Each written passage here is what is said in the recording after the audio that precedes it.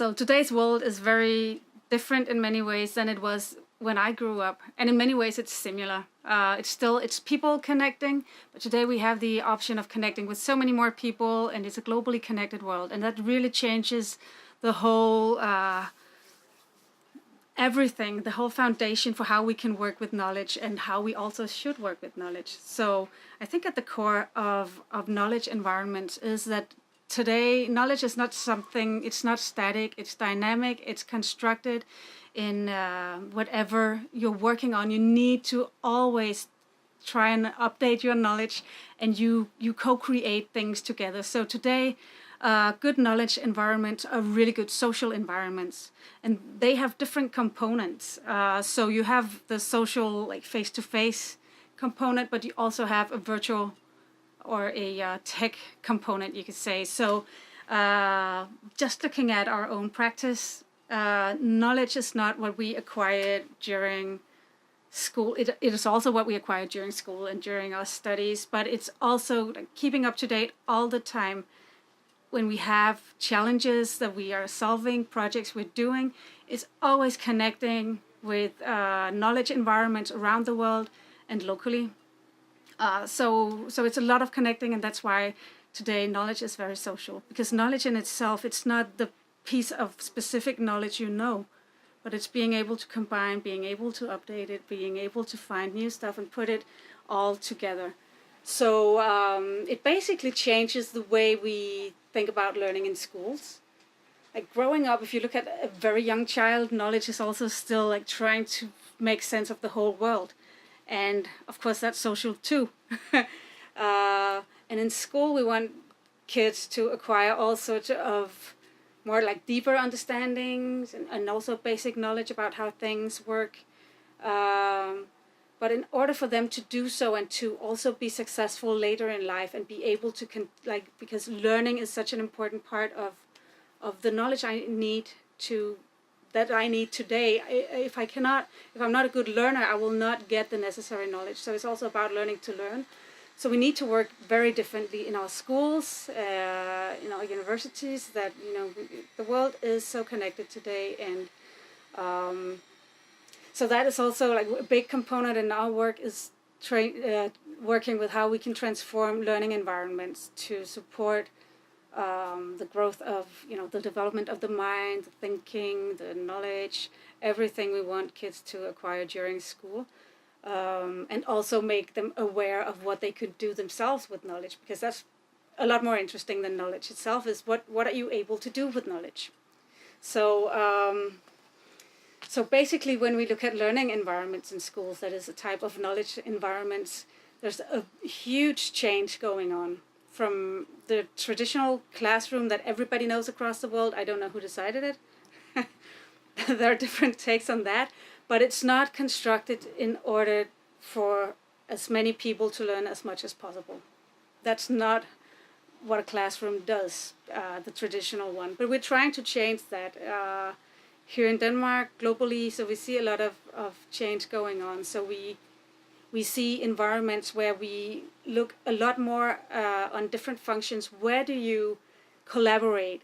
Where do you interact with other people? Where do you experiment and gain insight through experimentation, through the application of different types of knowledge? What new knowledge would you learn from that, and how can you incorporate different skills and competences in that?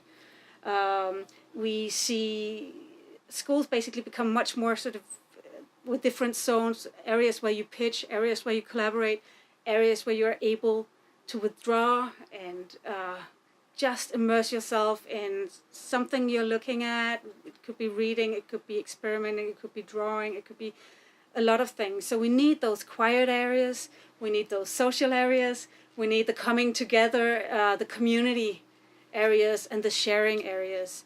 We need innovation areas. So we need a lot of things in our environments that actually support our development of knowledge and the sort of shared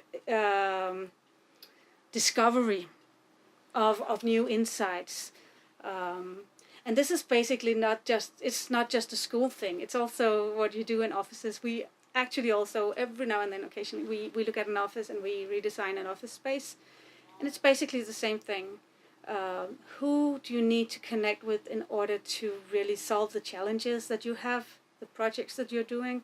How can we have an innovative component? How can we have environments that would nudge innovation, nudge sharing, and make things very visible so that you know what's going on, and really make the whole space sort of a visual image of a combined community brain.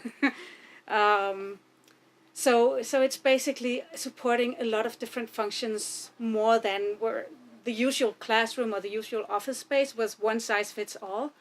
Here we have, we're trying to change the language or the narrative of environments so that everybody has a lot of choice and can use the environment that's suited for the specific purpose and challenge that they're working on at any given time. So it's choice, variety, flexibility in that sense. It's visual environment. It's sharing, surfaces for sharing.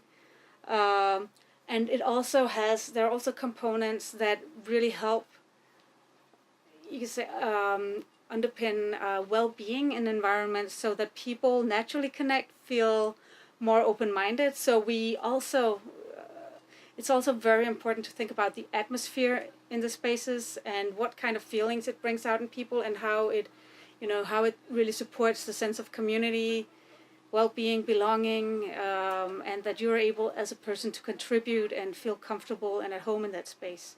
So that's also why it's not just very functional, but it also has that sort of emotional component to it, where we see warm environments, lots of nature, which really has such a calming effect on all of us, and just feels good. So it's that combination of different functions and choice and options, a lot of possibilities, with an atmosphere where you feel comfortable and at home, and we're able to contribute your best in a social environment. To me, it's very important as we work in education and learning. One thing that's really important to us is equity, and that everybody is able to access our shared world, that they are able to create a life for themselves that is of value to them and to their communities. So this means we want basically to, you know, it's very important that knowledge is sort of democratized. You could say back in like hundreds of years ago, knowledge was confined to very few people in society, and we have been democratizing.